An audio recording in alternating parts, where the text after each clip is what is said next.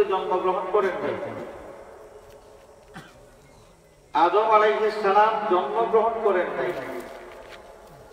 সাইয়্যিদুনা হযরতে আদম আলাইহিস সালামকে আল্লাহ রাব্বুল আলামিন সৃষ্টি করেছেন এবং একমাত্র মানুষ যাকে মাটি দ্বারা তৈরি করা হয়েছে তিনি ছিলেন আমাদের বাবা হযরতে আদম আলাইহিস সালাম।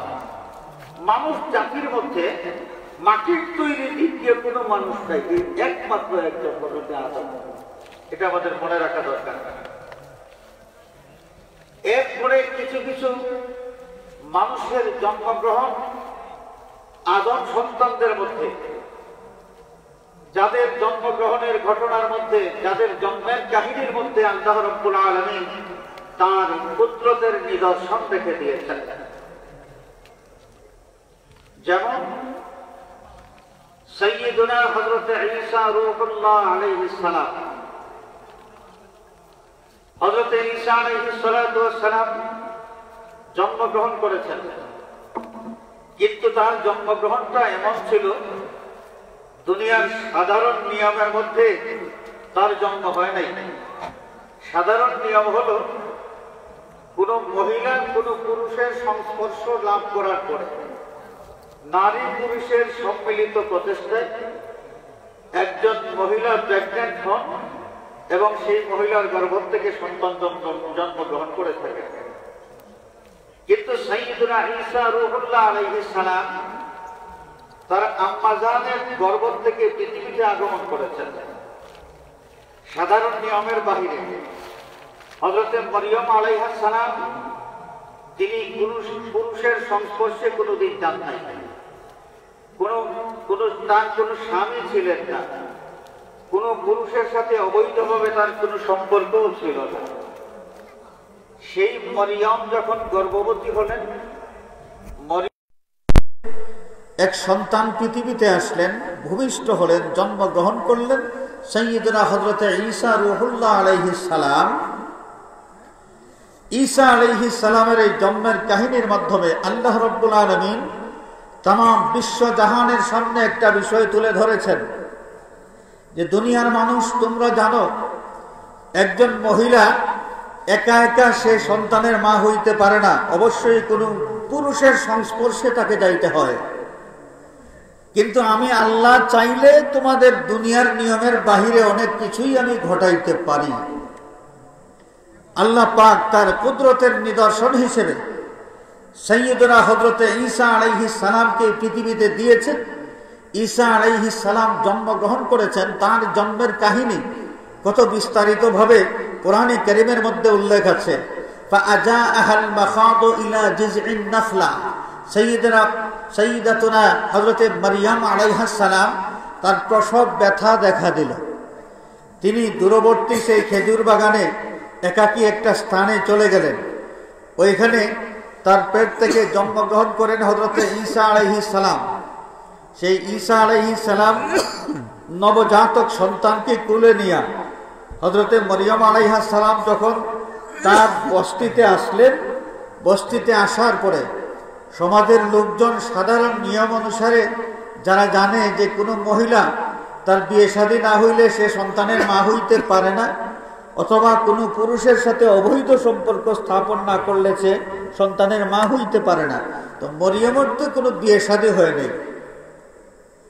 বিয়ে শাদী যেহেতু হয় নাই, অবশ্যই মরিয়ম কোনো পুরুষের সাথে অবৈধ সম্পর্কের মাধ্যমে সন্তানের মা হয়েছেন এবং এই সন্তান তার থেকে ভূমিষ্ঠ হয়েছে।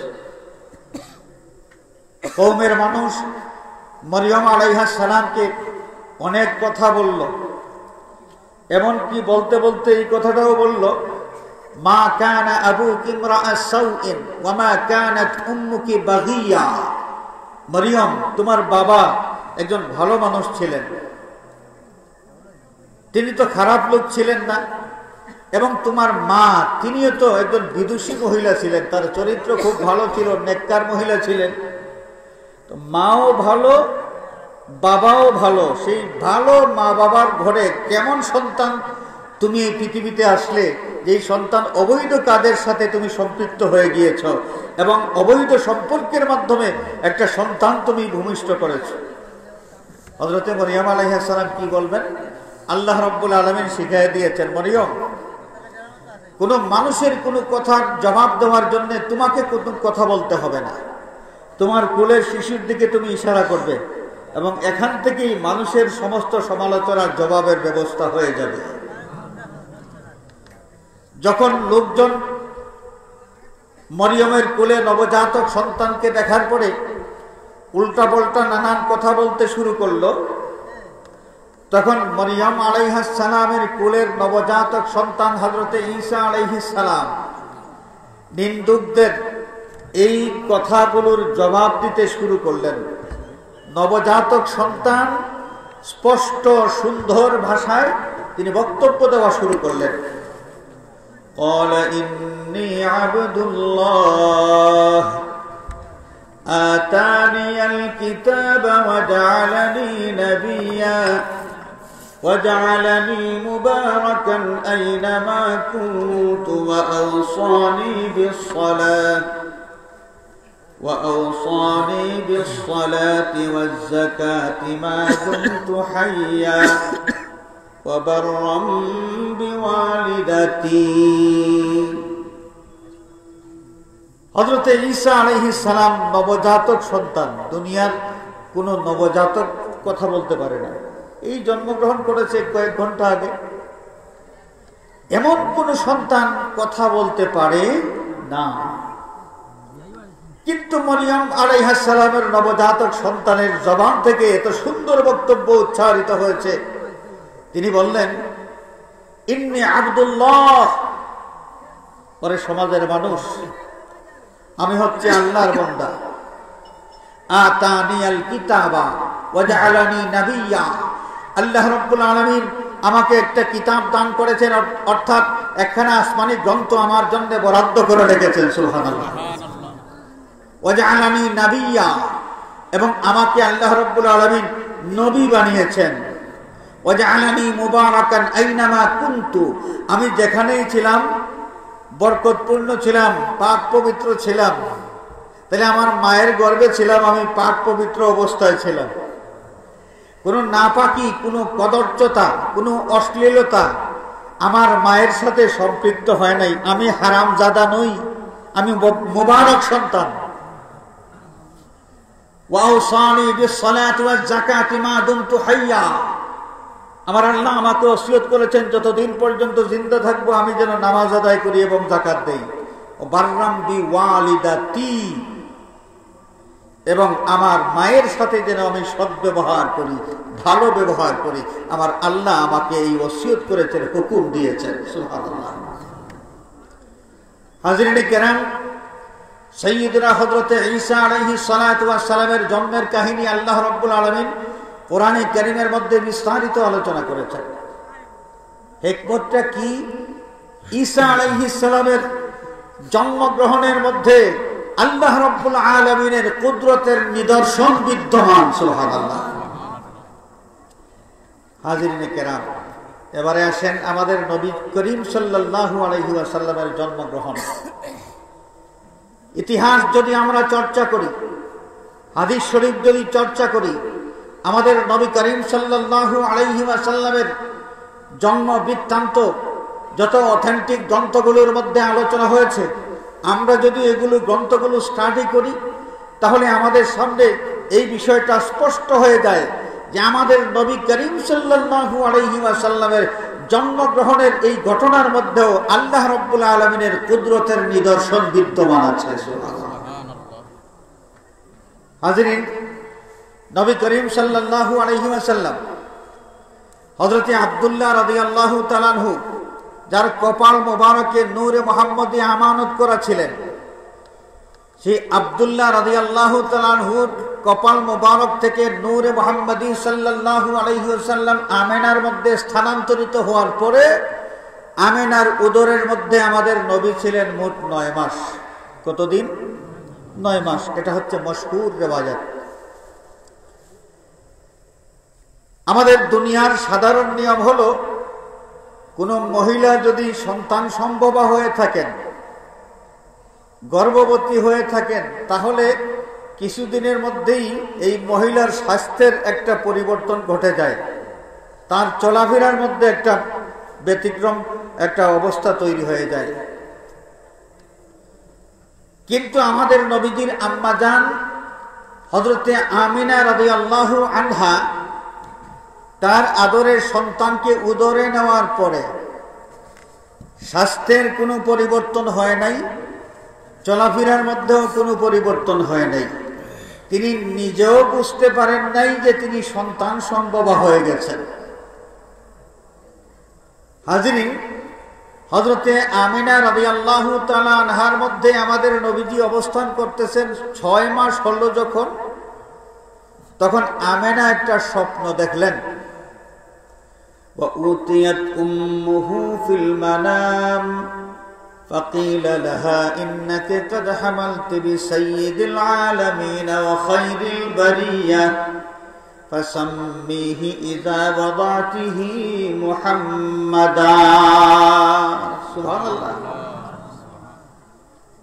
হযরতে আমিনা রাদিয়াল্লাহু তাআলা আনহা স্বপ্ন দেখেন। স্বপ্নের মধ্যে তাকে সম্বোধন করে বলা হচ্ছে, ওগো আমিনা, কুল কায়নাতের মধ্যে সবচাইতে শ্রেষ্ঠতম সত্তা যিনি, তাকে তোমার উদরে তুমি বহন করে যাচ্ছ। ইন্নাকে কাদ হামালতি বিসাইয়্যিদিল আলামিন ওয়া খায়রিল বারিয়া ফাসাম্মিহি ইযা ওয়াদাতিহি মুহাম্মাদা।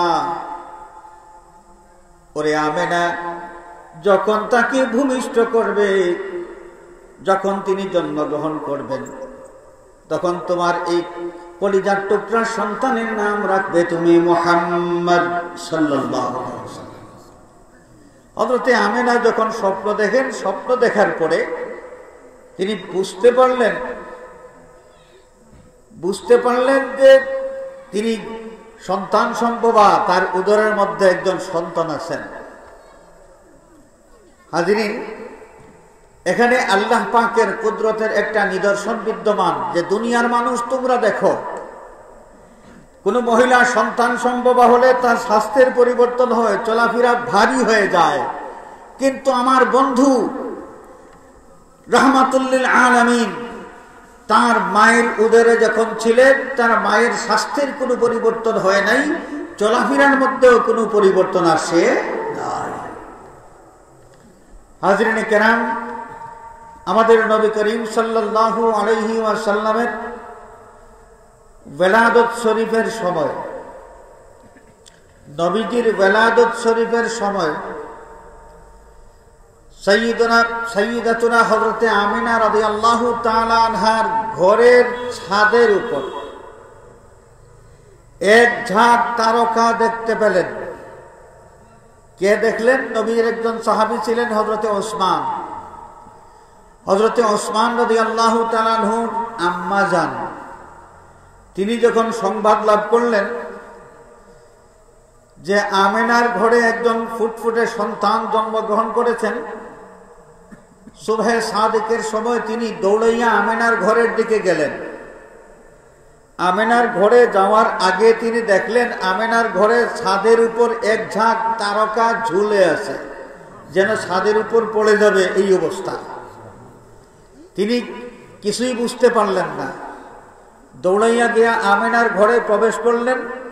তিনি দেখলেন আমিনার ঘরের মধ্যে দুনিয়ার তেলের কোনো বাতি জ্বালানো নাই, কিন্তু আমিনার ঘরটা আলোয় ঝলমল করছে। কেন? যে আমিনার কোলের সন্তান, এই ফুটফুটে সন্তানের জিসিম মোবারক থেকে আলো বিচ্ছুরিত হয়েছে, আমিনার পুরা ঘর আলোকিত হয়ে গেছে। অন্য রওয়ায়াতের মধ্যে এসেছে আমিনার ঘর থেকে আলোর ছটা এত দূর পর্যন্ত পৌঁছে গিয়েছিল যে সুদূর বাসরার প্রাসাদ পর্যন্ত দেখা গিয়েছিল। সুবহানাল্লাহ। হাজিরিনে কেরাম, এখন উসমানের মা আমিনার ঘরে ছাদের উপরের যে এক ঝাঁক তারকা দেখেছিলেন, তিনি তো বুঝতে পারেন নাই ঘটনা, কিন্তু তিনি আলোচনা করেছেন।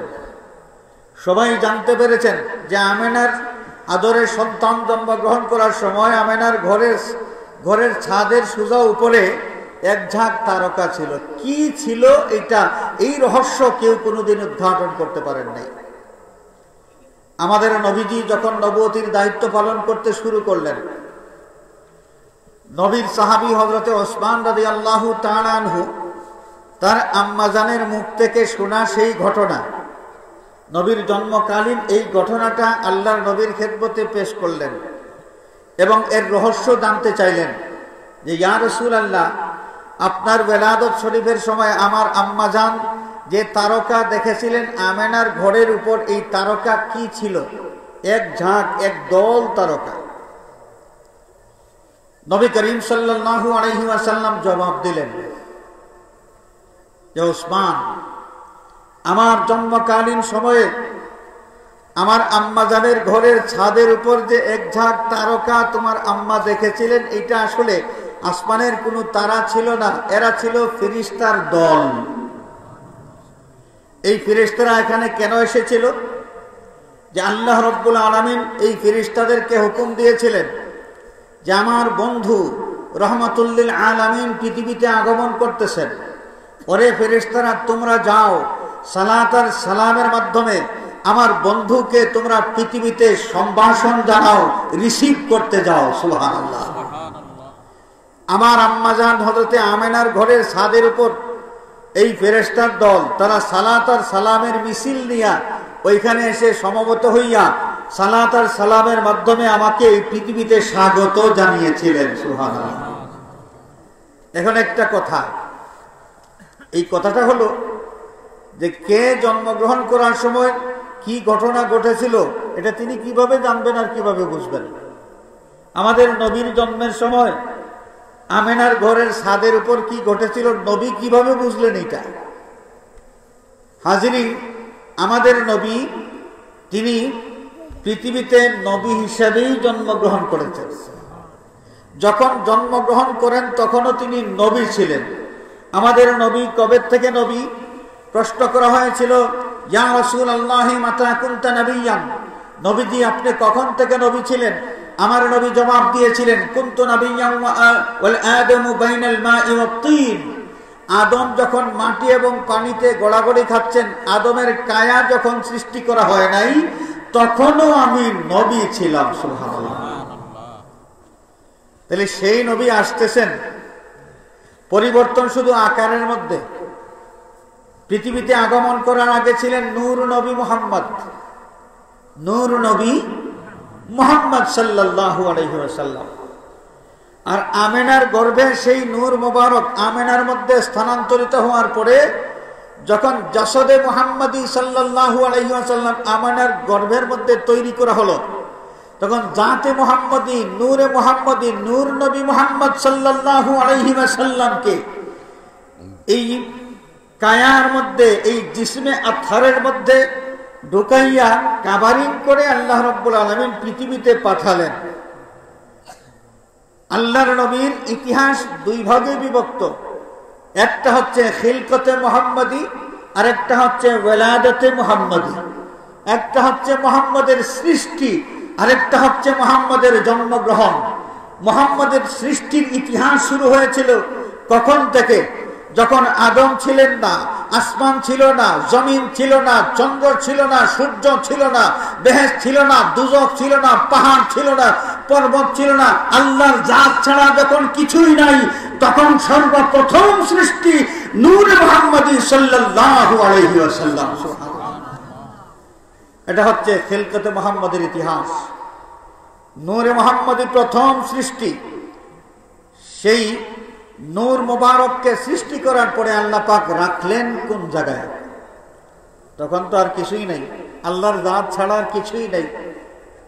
সুম্মা ইয়াদুরু হাযান নূর হাইসু শাআ, হাদিস শরীফের মধ্যে এসেছে, সৃষ্টির পরে সেই নূর মোবারক নূরে মুহাম্মদী সাল্লাল্লাহু আলাইহি ওয়াসাল্লাম আল্লাহর নূরের তাজাল্লির জগতে ইচ্ছা মতো তিনি ঘোরাফেরা করেছেন, ভ্রমণ করেছেন। সুবহানাল্লাহ। কতদিন? দিন তারিখ কেউ বলতে পারবেন না, কারণ দিন তারিখ পরিমাপের যে যন্ত্র, চন্দ্র এবং সূর্য, এটা তো তখনও সৃষ্টি করা হয়নি। যখন পৃথিবীর দিকে আসবেন আমাদের নবীজি, সর্বপ্রথম হযরতে আদম আলাইহিস সালাতু ওয়াস সালামের মধ্যে আল্লাহ পাক সেই নূর মুহাম্মদী, নূর নবী মুহাম্মদ সাল্লাল্লাহু আলাইহি ওয়াসাল্লামকে আমানত করলেন আদম আলাইহিস সালামের কপাল মোবারকে।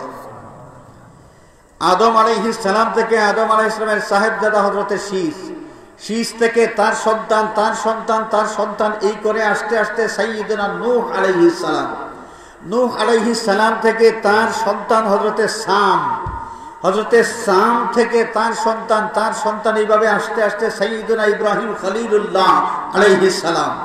ইব্রাহিম খলিলুল্লাহ আলাইহিস সালামের কপাল মোবারক থেকে এই নূরে মুহাম্মদী, নূর নবী মুহাম্মদ সাল্লাল্লাহু আলাইহি ওয়াসাল্লাম স্থানান্তরিত হলেন সাইয়্যিদুনা ইসমাঈল জবিহুল্লাহ আলাইহিস সালামের কপাল মোবারকের মধ্যে। তার থেকে তার সন্তান, তার সন্তান, এইভাবে আস্তে আস্তে আদনান, আদনান থেকে তার সন্তান, এইভাবে আস্তে আস্তে ফিহর, ফিহর বা কোরাইশ, কোরাইশ থেকে আস্তে আস্তে তার সন্তান, তার সন্তান হয়ে খাজা আব্দুল মুত্তালিব, আমাদের নবীজির দাদা যান। খাজা আব্দুল মুত্তালিব থেকে সেই নূরে মুহাম্মদী সাল্লাল্লাহু আলাইহি ওয়াসাল্লাম, তার সাহেবজাদা আমাদের নবীজির ওয়ালিদ মুহতারাম হযরতে আব্দুল্লাহ রাদিয়াল্লাহু তাআলা আনহুর কপাল মুবারকের মধ্যে আমানত করা হলো।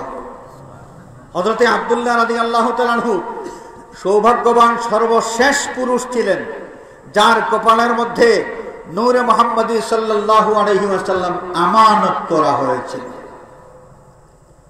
হাজিরিন, দেখেন, যেই পুরুষের মধ্যে নূরে মুহাম্মদী যেই যুগেই আমানত করা হয়েছিল, সৌভাগ্যবান সেই পুরুষের চেহারার মধ্যে নূরের ঝলক, এটা দেখে সমাজের মানুষ সবাই তাকে সম্মান করতেন। যেই যুগে যেই পুরুষের কপালে নূরে মুহাম্মদী সাল্লাল্লাহু আলাইহি ওয়াসাল্লাম আমানত করা ছিলেন, সেই পুরুষের চেহারার মধ্যে আলাদা একটা নূরের ঝলক দেখা যেত এবং সমাজের সব মানুষ ওই লোকটাকে খুব বেশি সম্মান করতেন। হাজিরিন, আমাদের নবীজির দাদা খাজা আব্দুল মুত্তালিব যখন তার কপালের মধ্যে নূরে মুহাম্মদী আমানত করা ছিলেন, এই সময় আব্রাহা আসলো কাবা শরীফ ধ্বংস করার জন্য। কাবা শরীফ ধ্বংস করার জন্য যখন আসলো, সেই আব্রাহা এক জায়গায় থামলো, মিনা এবং মুজদালিফার মাঝখানে এক জায়গায় ওয়াদিয়ে মুহাসসার, এই জায়গায় থামলো। আব্রাহার সৈন্যরা এদিক সেদিক লুটপাট শুরু করলো। লুটপাট করতে করতে খাজা আব্দুল মুত্তালিবের অনেকগুলো উট তারা ছিনতাই করে নিয়ে আসলো, ডাকাতি করে নিয়ে আসলো। খাজা আব্দুল মুত্তালিব যখন এই সংবাদ পেলেন, তখন তিনি আব্রাহার সাথে কথা বলার জন্য গেলেন। কোন কথা তিনি বলবেন? যে আপনারা এসেছেন কাবা ধ্বংস করার জন্য, আপনাদের কাজ আপনারা করবেন, তো আপনার সৈন্যরা আমার উট কেন নিয়ে আসলো? আমার উটগুলো আমি ফেরত চাই, এই কথা বলবেন। আব্রাহা তার আসনে বসা, জীবনে কোনোদিন কোনো মানুষের সম্মানে আব্রাহা তার আসন ছেড়ে উঠে নাই। সেই আব্রাহা তার আসনে বসা, খাজা আব্দুল মুত্তালিব এসেছেন তার সাথে কথা বলার জন্য। আব্রাহার সিকিউরিটি গার্ড গিয়ে বলল, জনাব বাদশাহ জাহাপনা, মক্কার একজন মুরব্বী এসেছেন আপনার সাথে কথা বলতে। আব্রাহা বললেন, নিয়ে আসো, অনুমতি আছে। খাজা আব্দুল মুত্তালিব যখন আব্রাহার সামনাসামনি হলেন, তখন আব্দুল মুত্তালিবের চেহারার দিকে তাকানোর সাথে সাথে সেই আব্রাহা নিজের আসনে আর বসে থাকতে পারে নাই। তার জীবনের ব্যতিক্রম ধর্মী ঘটনা ঘটল। আব্রাহা তার আসন ছেড়ে মাটিতে বসে পড়ল। সুবহানাল্লাহ বলেন। তার সেনাবাহিনী অবাক যে আমাদের বাদশার আজকে কি হলো, জীবনে যেই ঘটনা ঘটে নাই, আজকে এই ঘটনা কেমনে ঘটল? খাজা আব্দুল মুত্তালিব কথা বলতে শুরু করলেন। তিনি বললেন, আপনার সৈন্যরা এসেছে কাবা ঘর ভাঙ্গার জন্য, তো আমার উটগুলো ছিনতাই করে নিয়ে আসলো কেন? আমার উট ফেরত চাই।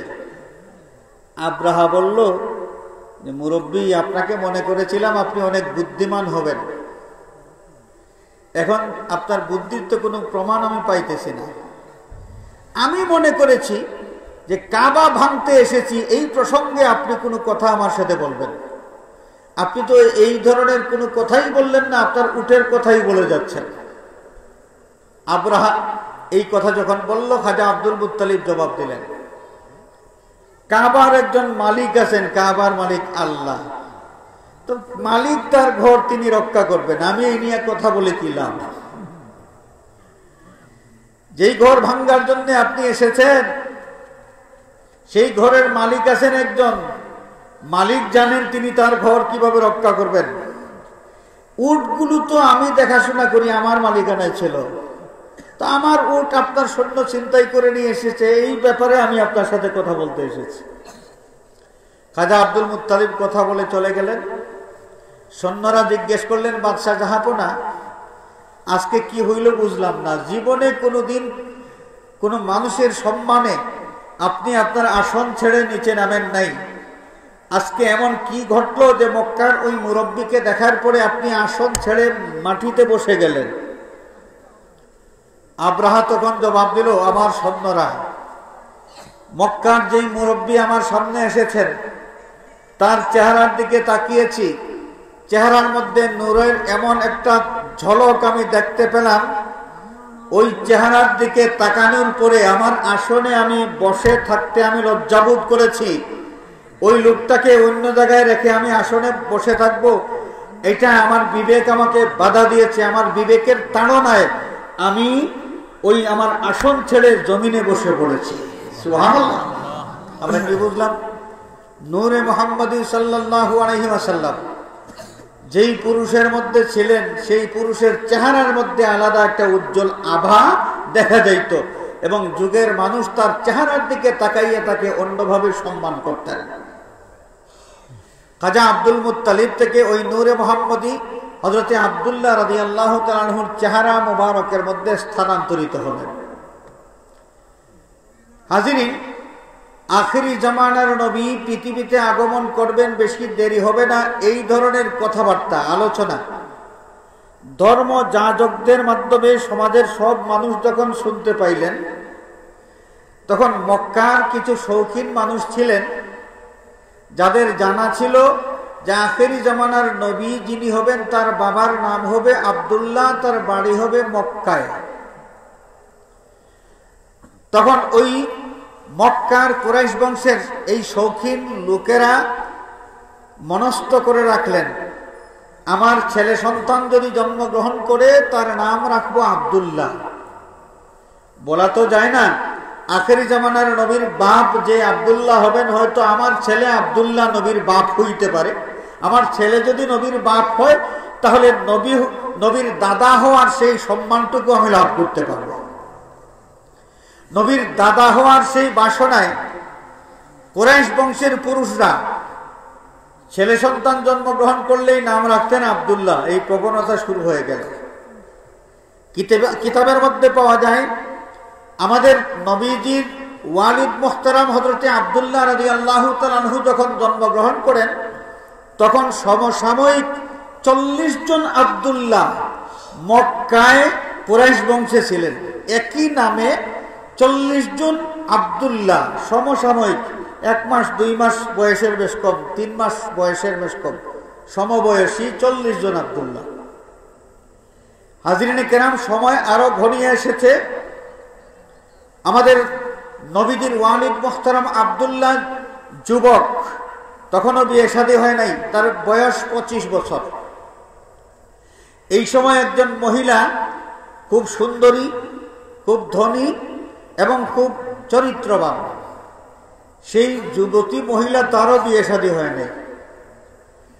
তিনি মনে মনে চিন্তা করতে লাগলেন, বিয়ে শাদী হয় নাই দেখি মক্কার আব্দুল্লাহ নামের কোনো পুরুষের সাথে যদি আমার বিয়ে হয়, শুনেছি আখেরি জামানার নবীর বাবার নাম হবে আব্দুল্লাহ, হইতে পারে আমার স্বামী আব্দুল্লাহ আখেরি জামানার নবীর বাবা হইতে পারেন, তাহলে আমি তো নবীর মা হওয়ার সম্মানটুকু লাভ করতে পারব। আখেরি জামানার নবীর মা হওয়ার আশায় এই মহিলা আব্দুল্লাহ নামের পুরুষদেরকে পর্যবেক্ষণ করতে শুরু করলেন যে কোন আব্দুল্লাহর মধ্যে নবীর বাবা হওয়ার মতো আলামত পাওয়া যায়। আব্দুল্লাহ তো একজন না, একই সময় 40 জন আব্দুল্লাহ। তিনি পর্যবেক্ষণ করতে শুরু করলেন। 39 জন দেখা হয়ে গেছে, বাকি ছিলেন একজন, আব্দুল মুত্তালিবের ছেলে আব্দুল্লাহ। আব্দুল মুত্তালিবের বাড়ির সামনের রাস্তায় তিনি হাজির, ঘোরাফেরা করতেছেন মনে মনে যে বাড়ির থেকে যদি আব্দুল্লাহ বের হন, আব্দুল মুত্তালিবের ছেলে আব্দুল্লাহ বের হইলে তাকে দেখব যে নবীর বাবা হওয়ার মতো কোনো আলামত তার মধ্যে আছে কিনা। সেই মহিলা বাড়ির সামনের রাস্তার কিনারে দাঁড়িয়ে আছেন। 25 বছরের যুবক আব্দুল্লাহ তার বাবা আব্দুল মুত্তালিবের সাথে রওনা দিয়েছেন, কোথাও যাবেন। ঘর থেকে বের হয়েছেন, বাড়ির সামনের রাস্তায় যখন পা দিয়েছেন, হঠাৎ করে সেই যুবতী সুন্দরী মহিলা আব্দুল্লাহকে ডাক দিলেন, আব্দুল্লাহ একটু দাঁড়ান। আব্দুল্লাহ দাঁড়াইলেন। আব্দুল্লাহর চেহারার দিকে তাকানোর পরে সেই মহিলা প্রস্তাব করলেন যে আপনি যদি আমাকে স্ত্রী হিসেবে গ্রহণ করে থাকেন তাহলে আমার সমস্ত সম্পত্তি আপনাকে দান করব। একটা রাওয়ায়াতের মধ্যে এসেছে যে আমার 100টা উট আপনাকে আমি দান করব। এই ব্যাপারটা উল্টা হয়ে গেছে। সামাজিক নিয়ম তখনও ছিল, বর্তমানে যেভাবে আছে তখনও ছিল যে বিয়ে শাদীর প্রস্তাব বর পক্ষের পক্ষ থেকে, বরের পক্ষ থেকে প্রথমে কনে পক্ষের কাছে আসে, কিন্তু এখানে ঘটনা উল্টা হয়ে গেছে। কনে নিজেই নিজের বিয়ের প্রস্তাব নিয়ে বরের সামনে হাজির হয়েছে। আব্দুল্লাহ বললেন, বিয়ে শাদীর আলাপ, এটা তো তোমারও মুরব্বী আছেন আর আমারও মুরব্বী আছেন, মুরব্বীদের মধ্যে বিয়ে শাদীর আলাপ হবে, রাস্তায় দাঁড়াইয়া তো এইভাবে বিয়ে শাদীর আলাপ হয় না। আব্দুল্লাহ একটু দাঁড়ান, কথা বলেন। আব্দুল্লাহ বলেন, কথা বলার সময় নেই, আমার বাবার সাথে আমি রওনা করেছি, এক জায়গায় যাব, ওইখান থেকে আসার পরে তোমার সাথে কথা বলবো। চলে গেলেন আব্দুল্লাহ বাবার সাথে, গেলেন বনি জুহরায়। বনি জুহরায় যাওয়ার পরে খাজা আব্দুল মুত্তালিব তার ছেলের বিয়ের ব্যবস্থা করলেন। বনি জুহরার 2 ভাই, একজন ছিলেন ওয়াহাব আর একজন ছিলেন উহাইব। ওয়াহাবের মেয়ের নাম আমেনা আর উহাইবের মেয়ের নাম হালা। উহাইবের মেয়েকে খাজা আব্দুল মুত্তালিব নিজে শাদী করলেন, তার 4র্থ স্ত্রী ছিলেন ইনি। আর ওয়াহাবের মেয়ে আমেনার সাথে তার ছেলে আব্দুল্লাহর শাদীর ব্যবস্থা করলেন, শাদী হয়ে গেল। এই যে হালা, যিনি খাজা আব্দুল মুত্তালিবকে স্বামী হিসেবে গ্রহণ করেছিলেন, আব্দুল মুত্তালিবের যেই সন্তান এই হালার গর্ভ থেকে পৃথিবীতে এসেছেন, জন্মগ্রহণ করেছেন, তার নাম ছিল হযরতে হামজা রাদিয়াল্লাহু আনহু। হযরতে হামজা রাদিয়াল্লাহু তাআলা আনহুর সাথে আমাদের নবীজির সম্পর্ক ছিল 2 ধরনের। মায়ের দিক থেকে তিনি ছিলেন খালাতো ভাই, মায়ের আপন চাচাতো বোনের সন্তান। হযরতে হামজা রাদিয়াল্লাহু তাআলা আনহুর সাথে নবীজির সম্পর্ক মায়ের দিক থেকে ছিল খালাতো ভাই, আর বাবার দিক থেকে তিনি ছিলেন দাদার সন্তান, চাচা, দাদার ছেলে, চাচা। তো যাই হোক, ওইখানে আমিনার সাথে আব্দুল্লাহর যখন শাদী হয়ে যায়, আব্দুল্লাহ এবং আমিনা তাদের দাম্পত্য জীবন শুরু করলেন ওই জায়গায়। দাম্পত্য জীবন শুরু করার পরে আব্দুল্লাহ যখন ফিরে এসেছেন বাড়িতে ফিরে আসার পথে ওই মহিলা অপেক্ষমান যে আব্দুল্লাহ আসবেন, তার সাথে বিয়ে শাদীর কথা হবে, অপেক্ষা করতেছেন কোন দিন ফিরে আসবেন। আব্দুল্লাহ শাদীর পরে যখন তার বাড়িতে ফিরে আসলেন, তখন সেই মহিলাকে সামনে পেলেন। মহিলা একটিবার মাত্র আব্দুল্লাহর দিকে তাকাইলেন, দ্বিতীয়বার আর তাকান নাই। আব্দুল্লাহ অবাক হয়ে গেলেন, কি রে, আমার প্রতি এই মহিলার আজকে আর কোনো আকর্ষণ আমি দেখি না, কারণ কি? তিনি প্রশ্ন করলেন।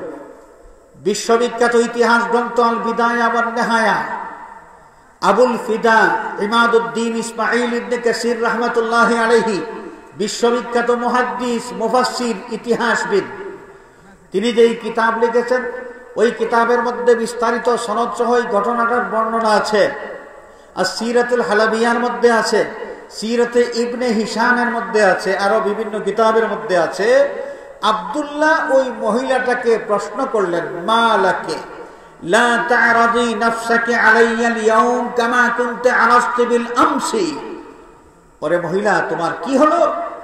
গতদিন যখন আমার সাথে তোমার মোলাকাত হয়েছিল, তখন সেই দিন তো নিজেই নিজের বিয়ের প্রস্তাব নিয়ে আমার সামনে হাজির হয়েছিলে, আর আজকে দেখি কথা বলা তো দূরের কথা, একটিবার মাত্র দৃষ্টি দেওয়ার পরে দ্বিতীয়বার আর আমার দিকে ফিরেও তাকাচ্ছ না, তার কারণ কি? মহিলা বললেন, আপনার প্রশ্নের জবাব আমি পরে দেব, আগে আমার কিছু প্রশ্নের জবাব আপনি দেন। তোমার কি প্রশ্ন তুমি বলো। মহিলা জানতে চাইলেন আপনি কোথায় গিয়েছিলেন। আব্দুল্লাহ জবাব দিলেন, বনি জুহরায়। সেখানে কি করেছেন? সেখানে আমার শাদী হয়েছে। তারপর কি করেছেন? আমার স্ত্রীর সাথে আমার দাম্পত্য জীবন আমি শুরু করেছি। এবারে মহিলা বলছেন, ফারাকাকান নূর আল্লাযী কানা মা'আকা বিল আমস ফালাইসা লি বিকাল ইয়াওমা হাজা। ওগো আব্দুল মুত্তালিবের ছেলে আব্দুল্লাহ, আপনি শুনে রাখুন, ওই দিন আপনার প্রতি আমি আকৃষ্ট ছিলাম। আপনার কপালের মধ্যে নূরের ঝলক দেখে আমি জানি আখিরি জামানার নবীর বাপ যিনি হবেন, মক্কার কুরাইশ বংশের আব্দুল্লাহ নামের পুরুষ তিনি হবেন। মনের মধ্যে অনেক বাসনা ছিল, আমি নবীর মা হব। নবীর মা হইতে হলে আব্দুল্লাহ নামের কোন পুরুষের সাথে আমার শাদী হওয়া লাগবে।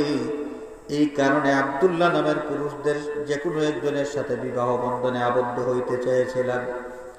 গতদিন আপনাকে আমি দেখেছিলাম, ওগো আব্দুল্লাহ, আপনার চেহারার মধ্যে একটা নূরের ঝলক আমি দেখতে পেয়েছিলাম।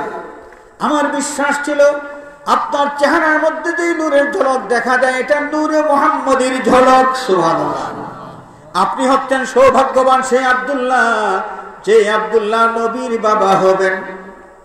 সুতরাং আপনার সাথে বিবাহ বন্ধনে আবদ্ধ হওয়ার জন্য আমি আকৃষ্ট ছিলাম এই নূরের ঝলক দেখার কারণে। ওগো আব্দুল্লাহ, আজকে তো আপনার চেহারায় সেই নূরের ঝলক নাই। আমার বিশ্বাস সৌভাগ্যবতী যে মহিলার সাথে আপনার বিবাহ হয়েছে, যেই মহিলাকে আপনি স্ত্রী হিসেবে গ্রহণ করেছেন, আপনার কপালের সেই নূর মুবারক স্থানান্তরিত হয়ে আপনার স্ত্রীর মধ্যে চলে গিয়েছেন। এখন আপনি হয়ে গিয়েছেন নূরবিহীন আব্দুল্লাহ। নূরবিহীন আব্দুল্লাহ যদি আমি স্বামী হিসেবে গ্রহণ করি, তাহলে নবীর মা হওয়ার সৌভাগ্য তো আমি পাইলাম না। এই কারণে নূরবিহীন আব্দুল্লাহর প্রতি আমার কোনো আকর্ষণ নাই। সুবহানাল্লাহ। নূরে মুহাম্মদ সাল্লাল্লাহু আলাইহি ওয়াসাল্লাম সে আদম আলাইহিস সালাতু ওয়াস সালামের কপাল মোবারকের মাধ্যমে পৃথিবীর দিকে রওনা দিয়েছেন। হযরত আব্দুল্লাহর কপাল মোবারক থেকে নূরে মুহাম্মদ সাল্লাল্লাহু আলাইহি ওয়াসাল্লাম যেই রাত্রিতে আমিনার মধ্যে স্থানান্তরিত হইলেন, এর 9 মাস পরে আমার নবী পৃথিবীতে মানুষ আকৃতিতে জন্মগ্রহণ করলেন। মিলাদুন নবী হলো নবীর জন্মগ্রহণের মাধ্যমে নবীর নতুন অধ্যায় শুরু হয়ে গেল। নবীজির জন্মের 9 মাস আগে, নবীজির জন্মের কয় মাস আগে? 9 মাস আগে আব্দুল্লাহর কপাল মোবারক থেকে নূরে মুহাম্মদ সাল্লাল্লাহু আলাইহি ওয়াসাল্লাম আমিনার মধ্যে যেদিন স্থানান্তরিত হলেন, আল্লাহ রাব্বুল আলামিন বেহেশতের হুরদের মধ্যে ঘোষণা দিয়ে দিলেন, ওরা বেহেশতের হুরেরা, তোমরা শুনে রাখো, রহমাতুল লিল আলামিন যিনি আখিরি জামানার নবীর দায়িত্ব পালন করবেন, আমার বন্ধু দুনিয়ার দিকে রওনা করেছেন, আর বেশি দেরি হবে না। আমার বন্ধুর সম্মানে তোমরা বেশি বেশি করে সাজগুজ করো। সুবহানাল্লাহ। বেহেশতের হুরেরা নবীজির জন্মের সেই আগাম বার্তা যখন আল্লাহ রাব্বুল আলামিনের কাছ থেকে পাইলেন, সেই বার্তা পাওয়ার সাথে সাথে তাদের মধ্যে আনন্দের জোয়ার বইতে শুরু হলো। তারা খুশি হইয়া একজন আরেকজনকে বলতে লাগলেন, ওরে বান্ধবী, রহমাতুল লিল আলামিন পৃথিবীতে আগমন করবেন, আর বেশি দেরি হবে না, আমরা রহমাতুল লিল আলামিনকে পেয়ে যাব। সুবহানাল্লাহ। তাম পৃথিবীর সমস্ত জীব জন্তুর মধ্যে আল্লাহ রাব্বুল আলামিন ঘোষণা করে দিলেন, ওরে জীব জন্তুরা, তোমরা শোনো, রহমাতুল লিল আলামিন যিনি দুনিয়ায় আসার কথা, সেই রহমাতুল লিল আলামিন পৃথিবীতে আগমন করবেন, আর বেশি দেরি হবে না। পৃথিবীর সমস্ত জীব জন্তুগুলো আমার নবীজির আগমনের সংবাদ পাওয়ার সাথে সাথে কিতাবের মধ্যে এসেছে, সিরাতে আল বিদায়া ওয়ান নিহায়ার মধ্যে আল্লামা ইবনে কাসির রাহমাতুল্লাহি আলাইহি বলেন, দুনিয়ার পূর্ব প্রান্তের সমস্ত জীব জন্তু আমার নবীর আগমনের সংবাদ পাইয়া, জন্মগ্রহণের সংবাদ পাইয়া দুনিয়ার পূর্ব প্রান্ত থেকে পশ্চিম দিকে আনন্দ মিছিল নিয়ে রওনা করলো। সুবহানাল্লাহ, আনন্দ মিছিল। দুনিয়ার পশ্চিম প্রান্তের সমস্ত জীব জন্তুগুলো আনন্দ মিছিল নিয়ে পূর্ব দিকে রওনা করলো। একটা জন্তুর সাথে আরেকটার যখন দেখা হয়, সাক্ষাৎ হয়, তখন একটা জন্তু আরেকটা জন্তুকে শুভ সংবাদ দেয়, বলে, ভাই, রহমাতুল্লিল আলামিন যিনি পৃথিবীতে আগমনের কথা, আর বেশি দেরি হবে না, সেই রহমাতুল্লিল আলামিনকে আমরা পেয়ে যাব। সুবহানাল্লাহ। গোটা জীব জন্তুর মধ্যে আমার নবীর জন্মের কাহিনীকে স্মরণ করে, জন্মগ্রহণের ঘটনাকে স্মরণ করে ঈদে মিলাদুন নবী শুরু হয়ে গেছে। চতুর্দিকে আনন্দের বন্যা। হাজিরিনে কেরাম, কুরাইশ বংশের মানুষ যাদের গৃহপালিত জন্তু ছিল, যেই জন্তুগুলো কোনোদিন মানুষের ভাষায় কথা বলতো না, উটের মালিক, গৃহপালিত জন্তু বলতে কারো উট ছিল, দুম্বা ছিল, ছাগল ছিল, ভেড়া ছিল, এগুলো কোনোদিন মানুষের ভাষায় তারা কথা বলে নাই। কিন্তু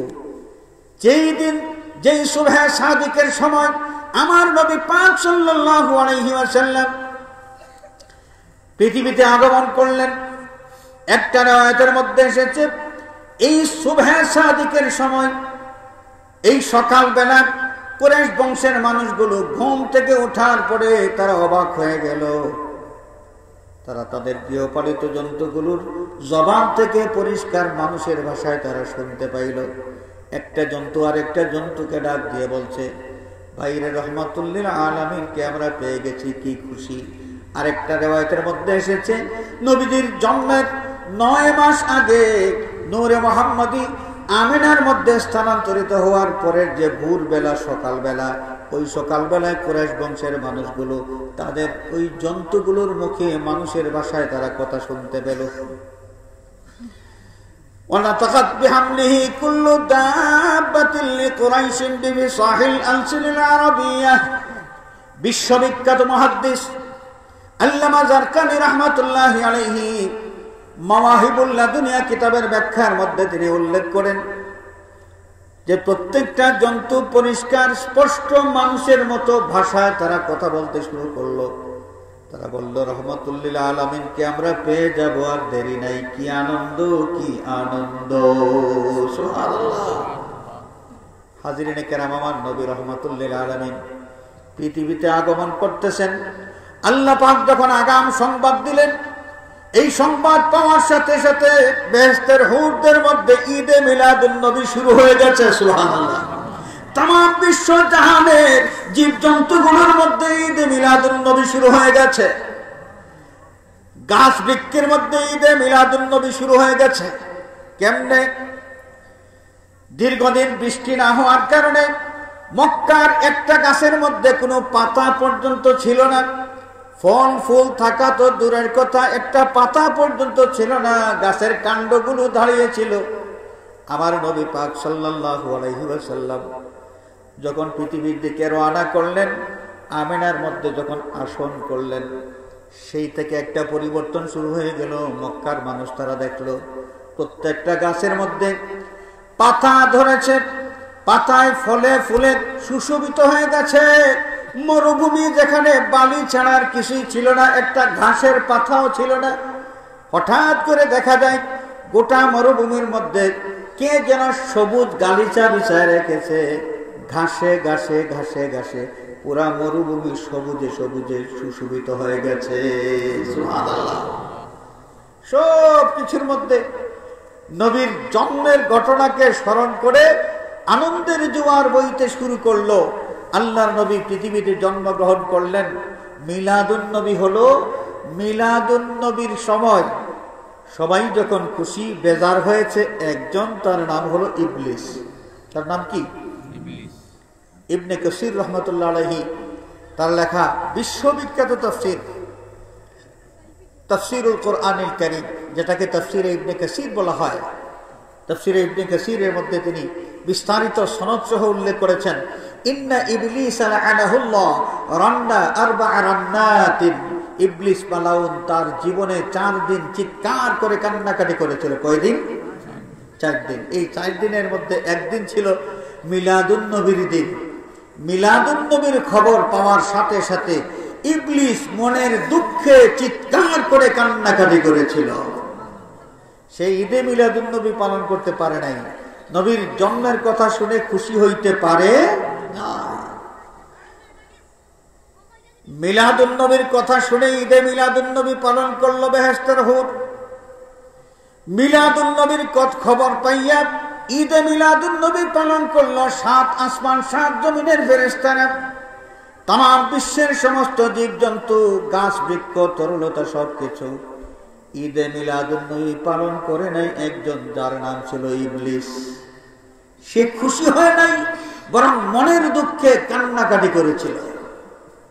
আমাদের নবী পৃথিবীতে আগমন করলেন। হাজিরিনে কেরাম, সেই নবীজি পৃথিবীতে আসলেন, তার কি পরিচয়? আল্লাহ পাক বলেন, ওয়ামা আরসালনাকা ইল্লা রাহমাতাল লিল আলামিন। বন্ধু আমার, আল্লাহু আকবার,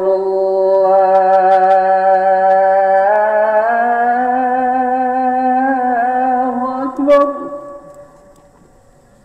আল্লাহু আকবার, আল্লাহু আকবার। আশহাদু আল্লা